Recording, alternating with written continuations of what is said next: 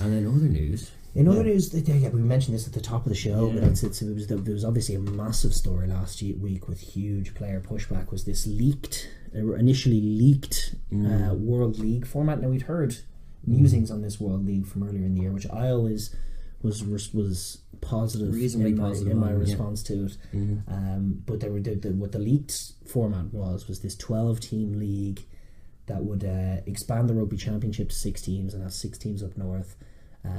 Include Japan and bizarrely and yet not so bizarrely the USA in as just the money, and then lock that up for 12 years and we'll reassess then. And it would have been like, I mean, there's loads you could say about it and there's loads that was said about it. It's hard to add anything else from our little... I mean, it's all like terrible to Pacific Islands, terrible to Georgia. It doesn't make terrible to the players who have to play all those excess games. That was the crux of the point from those guys as well. In terms of the league format, a lot of people weren't really sure how it would work. There was talk of 5 consecutive games in November. There was talk of diminishing value for the World Cup, which I do think is largely not true anyway. But that whole argument of they definitely can, like, we'll get into the minutiae of because I think the proposed solution definitely does have that air to it. There's definitely been a lot of valid critique, and that critique is probably less valid than the others. Then there was obviously the tier 2 thing, which is a disaster, and then the point about the USA, like, all of this seemingly is a cash grab for floundering Sansar nations. They really want to get the USA on board with Sansar. I can't remember your man's name, but the owner of the Pro 14 has other ideas about roping them into Europe.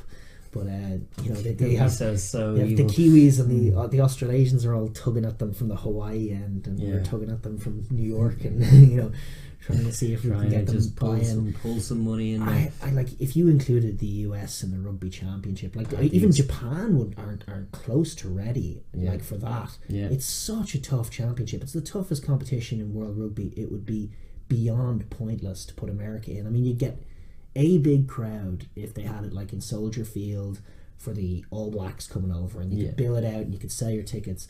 But 3 years in and 3 70-point hammerings in a row, it would start to get a bit stale, and interest would dwindle, and you just because they're not actually competitive matches. No one likes watching blowouts, and like anyone who's a sports fan, you can watch any game, and watching a blowout is boring for the most part. Even if you're seeing some techers, it's like there's nothing at stake, there's no drama, which is what you want. So the real way to get the USA involved is to give them an opportunity to play some consequential games against teams of a similar caliber. Have that happen with a bit more regularity, maybe some silverware at the back of it. But like, it don't have to be throwing them in against these big marquee teams for these big marquee names just for gimmickry and nothing else. Like, the investment that they're hoping that would come out of the viewing figures, that they, like all of that they were hoping from that big American money and that big American market, like it would, like if they were to go with that proposal, it would all blow up in their face and fall through on them, and it would be a disaster if that's how it panned out. That said, mercifully enough, like, this would have been the conversation we'd have been having last week in its fullest extent, but that is not the proposed solution from World Rugby, at least now. After all, it's amended pushback. Anyway. So all much ado about nothing in the end. That it was never. As soon as I heard it, like, I knew a lot of people who were instantly super outraged, and I was like, I agree with all that, but that's just never going to happen. And then it was solidified. Even if it gets to that, there's going to be voted down. It was solidified by the responses from loads of players with loads of coming at it from loads of different angles and pointing out all the negatives that were attached with it. What they have proposed today, they came out and announced a new plan for a league. It's a lot better than what we had read from last week. It's a lot better. There's 3 divisions. I like that. I like going deep. I think they have 12 in Division 1, they have 12 in Division 2, 16 then in Division 3, which is like a little tournament with 4 pools that all come out and meet each other, which is a cool little thing. And the winner of that gets into a playoff with the loser from Division 2 and tries to battle it out to get that's there. all good. I'm open to that idea. In fact, that's where it needs to go. The way it would work is you would have as 6 nations that takes place as a 6 nations. And they had said that they wanted the 6 nations to be awarded in April, in their little release video narrated by the soothing tones of Rupert Cox. But he'd said in that video that the Six Nations would be awarded in April. I don't really know what he means by that. Why would you move when the Six Nations is played? What value could there be in doing that? Like, there's definitely club issues, especially with European club rugby. Club rugby seems to be an afterthought right now. It's definitely being looked at from a Sanzar perspective. Super Rugby is such a basket case these days that they can just, like, it's always the afterthought to the national game because it doesn't make them any money. Like Australia couldn't give a toss about Super Rugby because it just doesn't make them any money. They need more big games. They need some of that Twickenham money. That's what they want. And so they're willing to tear down the whole rugby calendar and Super Rugby with it if it means just getting a little bit of that Twickenham money in there. But juicy Twickenham money. The general crux of the tournament is you have a Six Nations played as is, then it's awarded after it ends, all fine, but then the points that are generated continue on in as part of the broader table, which involves both Euro Conference and the Rugby Championship, which takes place itself, and then everybody from the Six Nations plays everybody in the Rugby Championship, which happens in between June and November. So everybody plays 11 tests in a year, which does happen anyway. You have your 5, and then your 3 in June, and then your 3 in November. There's no way of playing everyone, is there? Well, maybe there. Yeah, no, 11. You have 6 in each. Yeah, but there's no, like... What are you talking about? We're talking about there's no way for all the Six Nations teams to play all the Rugby Championship teams in a single calendar year. And that's what the plan is. And how many games are each of them going to be playing then? 11. How many games are there in the Rugby Championship? They're changing that because there's 6 teams in it, so it's a Six Nations, which has its own issues with Bledisloe, which is its own traditional series. Which would only be 1 game, which doesn't seem right. No. There's loads of issues with it as you break down what it's trying to do to the rugby calendar. Sorry, I keep hitting this table. You need to stop hitting the table. Abuse this table. Sorry, folks. Ears. Anyone with earbuds, we'll apologise. Anyone with ears. There's loads of issues with the rugby calendar in general in terms of this new proposed system and what it's going to do to it that are just very unresolved by their cute little video with all the little visual country. Yeah, it's all very nice. Flags go here. Yeah, flag goes here, flag goes there. See how it was Georgia got promoted. Yeah, so they did. Yeah. And England got all the way to the final and got to play the All Blacks, where they lost. Yeah. We didn't even make it to the playoffs. Scotland did though. Yeah, it was. They were making calls. They were really making calls. Yeah. They also had Latvia going up from the 3rd division into the 2nd division. It's past time that Latvia. I'd say they're big, tough men. Kill you. But that was a fun little. It was a good little video. But they would also, obviously, the USA thing is addressed in the sense that the 2 extra teams to come into the Rugby Championship would be done on the world rankings, which would be Fiji and Japan. That said, they're still not ready to do that. It's still a bit flawed. It's very flawed. It's very flawed, despite being better. The biggest problem with it is that it doesn't address they're trying to address a number of things. What they're going for is a unified calendar, more games of consequence, tier 2 teams having an avenue through which allows the game to expand, and getting that US and Japanese money, and obviously more games of consequence for Australia against countries with money, with rugby money, that is, with England's and France, with those big TV numbers who care about rugby. That's what, if they want to solve Sanzar's money issues, they want to expand the finances of the game by exploiting the markets of Japan and America. They want to unify the calendars, and they want to give tier 2 sides an answer. And this is their way of doing that. Yeah, I it's not going to happen for a number of reasons. There's huge interest in Europe. I don't think any of the European unions are going to go for this. No. We're happy with our autumn internationals the way they are. They're happy our with summer tours staying uninterrupted. Yeah, and their domestic. The domestic club sides, they're not going to want disrupted at all. This would be a major disruption. They're already feeling like they're playing too much rugby. They feel like this could devalue the Six Nations. That said, I do think promotion relegation in the Six Nations as an aside would be better than not that. But it's like they're ultimately not going to go for it. And I think there's nuggets in this deal of something that could work. Yeah. But it's got to be. I think it's just got to be scaled down. For now, anyway. Yeah. I don't feel like 12 years. Maybe. Yeah, I don't feel like you can tear up the rugby calendar as is and replace it with this and make it stick. Yeah, it just it feels like it's not going to work, and it doesn't. I just don't think it's going to get the buy-in from the unions, and perhaps not even the fans, although maybe. But the idea that I do like is a world league, like what the initial proposal that we heard about back in November was, a world league that would take place in lieu of the November internationals, which are always a bit wishy-washy anyway, and they can last 5 weeks. November, like you get sides playing either side of that window. Yeah, becoming more commonplace now as people are kind of, like you're saying, trying to do a cash grab with an extra test match. Exactly, and this would be good financially for everybody. But I would just like a little world league to take place in November with maybe probably 4 teams per division or whatever. Yeah, I think that would, like, and all done based on the rankings. So like if you were to have it right now, you'd have Ireland, England, Wales, and the All Blacks. Tough games for every one of them there. Tough games for every one of them. And what would you do? You'd have everyone just a round robin, even round robin, plays 3 matches. Yeah. And then would you even need a final after that? I mean, they probably want one, but you probably wouldn't need one.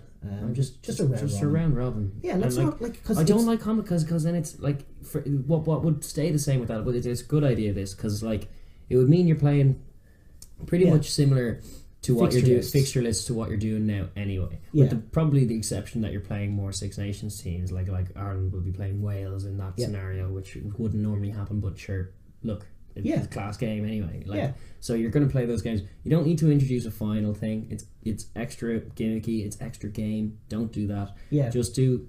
If it has to be awarded, also there is a World Cup final every 4 years. Exactly. There doesn't need to be one. There doesn't need to be one every year, and that's the argument about it diminishing the World Cup final. It doesn't have to be. You can just have this little league and just have awards of like a trophy, obviously for each division, like just for straight promotion relegation, which would be huge. I mean, that would make them the November internationals, which are now of diminishing consequence as compared to the summer tours, which have their own dynamics and are actually like anybody who describes them as a friendly doesn't know what they're talking about. Like there's huge value in winning a series against a team. That's like there is massive value in that. Not to mention history as well. Like it would also the history of touring and things is something that I really don't want rugby to say goodbye to. Despite professionalism and all that. Like and one of the things that they had said like about this World League they proposed is that basically the tours are gone except the Lions tour. Yeah, which is like that's my least favorite tour. I was going to say it's that's a minority opinion, but it is ours. Like that we actually like the regular old tours. Like Ireland going to Australia last year was great, brilliant.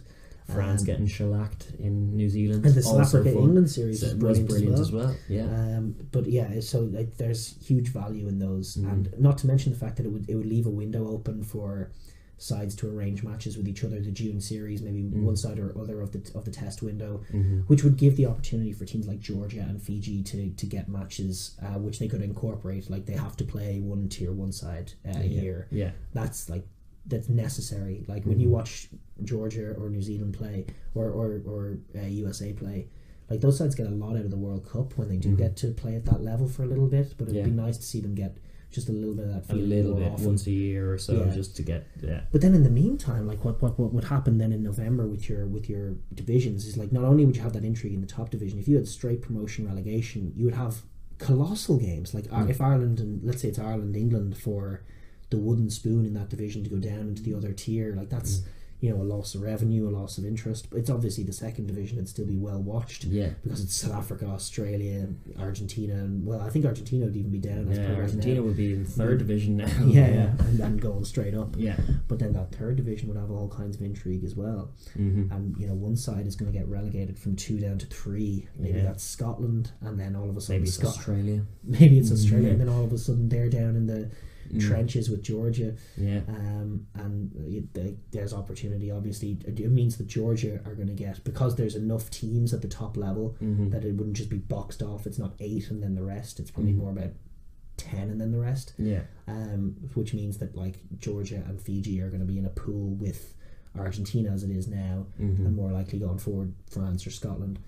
Like that's going to give them opportunities to play against good standards, competitive rugby. Not like a friend. Like it's the test series is, as much as we're bigging up just now, like when Georgia play Ireland in November, it's of limited benefit because they're getting an Ireland that's undercooked and trying things with, you know, maybe Jack Carty at 10 or whatever it is. It's not quite the same as playing someone in a competitive match in a game of consequence. Like if they had a straight shootout with Argentina, winner goes up, loser stays down. Yeah. I suspect they'd lose it, but they'd learn a lot. That'd be a great game. Yeah. Well, this is it. Like that, I'd see much more benefit in that. Just not least because you're not adding extra nonsense and tearing up the calendar needlessly, and you're also just catering to kind of preserve what you got so far in the autumn series in terms of the window that's there, preserving all the seasons as is. But introducing something that's much better than the Test internationals are right now. Currently, because there's always one or two dud games, pretty much per team in that fixture list. There's always one or two that are like, and there's that game, and it's like. Certainly for the casual fan, when they're around, it's even impossible to get them interested in it at all because there's just not. Ireland Argentina last time wasn't played to the intensity that the week after was. But if it was a truly competitive game in a tournament of consequence, would have been. Yeah. So that there's all of those things to consider. I think it's a good little proposal. I really hope that once this thing gets shut down, that they arrive on this. To my mind, seemingly obvious conclusion, because that was what was initially proposed, was to have it all in November. I don't know why they're dead set on making each division 12 teams with incorporating the Six Nations and the Rugby Championship. It's all about this sort of unified calendar stuff. But you can't unify the calendar because there's the club game to consider, and there's the fact that the seasons are different. Hemispheres, how that works. It's just one of those things. The Copa America in soccer takes place at a different time than the Euro Championships, and that's okay. Yeah. That's fine. Yeah. And then they all come together for the World Cup, which is great. But right now they actually have a system that works okay in Test rugby, and it doesn't, take from the clubs too much. Yeah, they should. And the only outstanding issue is November, really. Yeah, compared to the summer tours, despite there's complaints about is one team, the one set of teams are at the beginning where they're kind of a bit cold, and the other set of teams are either. The distinct difference is that the series matter to the teams more than the one-off tests in November. Exactly. When if you're going to a country to play them a couple of times in a row, and vice versa, if you're having a team over from the other side of the world to come and play you in your backyard, there's obvious and there's a trophy at the end. And there's a trophy at the end of it. Like a series win in Australia is a trophy on the wall that you can be proud of for life. Like Sean Fitzpatrick beating the turf when New Zealand won the series in South Africa for the first time ever. Great moments. Listen, those are gone for the Southern Hemisphere teams, unfortunately. They never tour South Africa again. Yeah. But Northern teams still get to, and that's a good thing. So it seems crazy to me that they're trying to shake up the calendar when they could just use the November window in a limited capacity.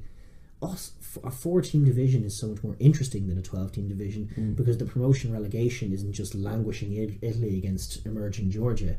You have potential to see Ireland get relegated from their division, and potentially see Scotland maybe get relegated. England get relegated. New Zealand get relegated.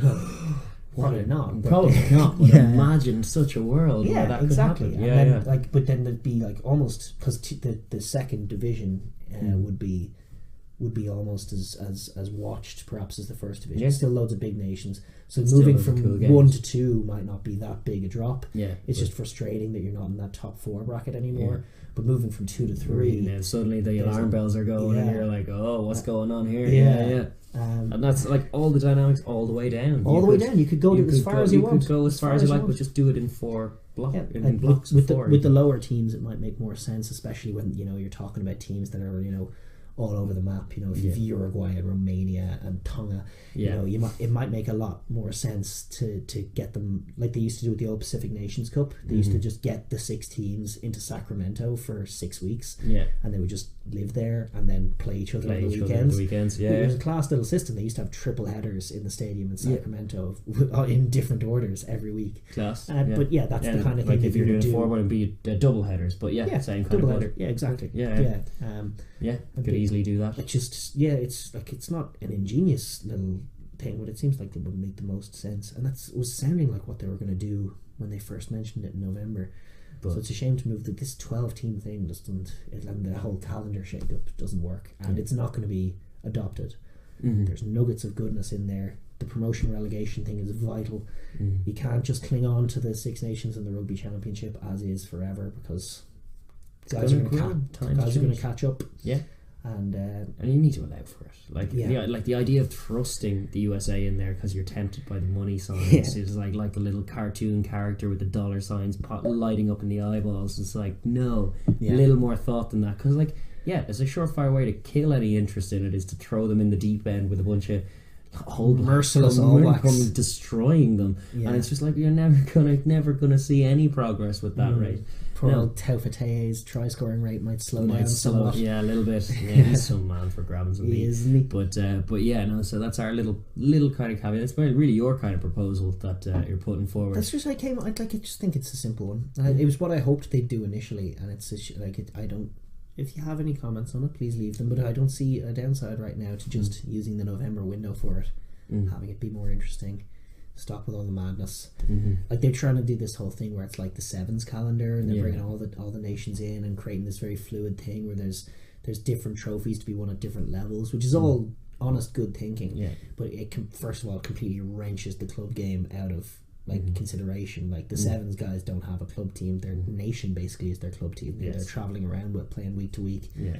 It's a different context. Indeed. And it's not going to work as well in that context. Indeed. So a shame, but it definitely, I think, ultimately progress that they're thinking right line of thinking. They're thinking, but it's not quite right yet. Some good things and some bad things, but the good things are good, and I'm delighted. The thought behind them definitely is encouraging, because it feels like sometimes World Rugby operates at the expense of the tier 2 teams, whereas this definitely feels like it's a more inclusive step. Last week's news felt like desperation, and you had Pacific Island nations threatening to boycott the World Cup and all sorts of mad stuff. But now on this week's thing, it looks like, hey, they're thinking about progression, and they're thinking about long term how they shake up the current ring-fenced system to incorporate the sides who are coming through, which is great and is going to need to be done long term. Exactly. But I think as a nice little compromise, having this World League, which would be similar perhaps in calibre as something like, if you're Irish, the GAA League versus the All-Ireland final. Like the league winner doesn't have any pretense necessarily about being the best team in the country. It's a good prestigious thing, and winning the separate divisions is good for the teams down on that level.